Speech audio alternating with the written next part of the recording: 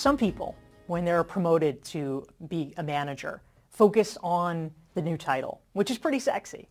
Some people focus on the fact that they are probably making more money now and got a raise. That's great, of course, but I'd actually like you to consider a different question, which is this: who do you want to become?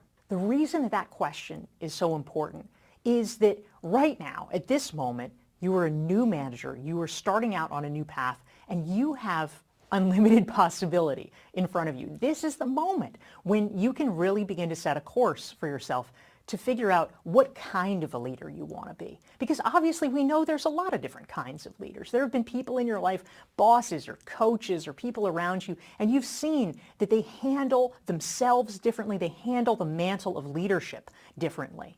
And so by asking 4 questions of yourself, you can begin to really stake out a vision for who you want to be and how you want to be in relationship to the people that you lead. That enables you to set a goal and ideally to be able then to create a roadmap for yourself, to figure out how to work towards being the person and the leader that you aspire to.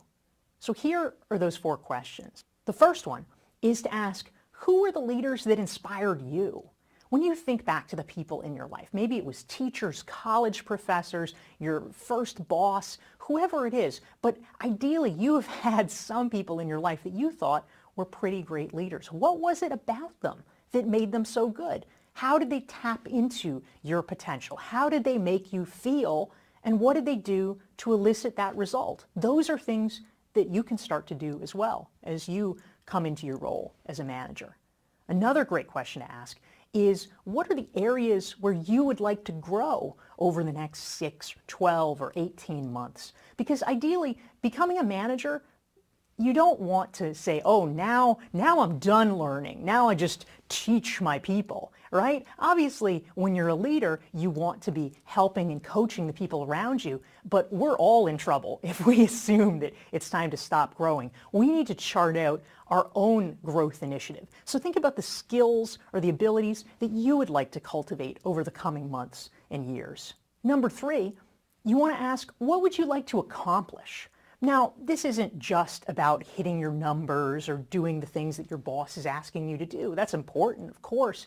But ultimately, think through, how would you like to develop your people? What would you like to accomplish in terms of cultivating their skills, their abilities, what they see in themselves? That can be a powerful motivator. And 4th and finally, it's the question we started with. Who do you want to become? The New York Times recently interviewed a woman who's a very celebrated chef. She was going through a bit of a scandal and a difficult time, and they asked her one question, they said in the article, that made her cry.